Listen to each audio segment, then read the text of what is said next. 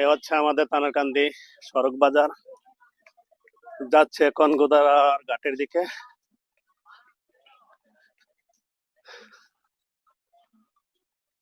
গোদারাটা সামান্য একটুর জন্য পাই নাই, হয়ে গেল।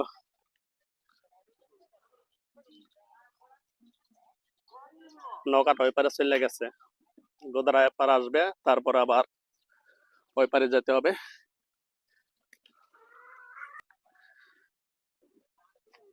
নৌকা দিয়ে এই নদী পার হয়ে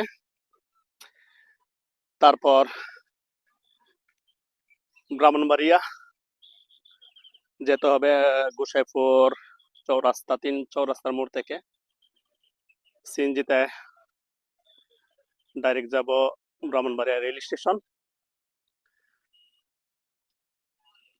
4টা 25-এ রেল,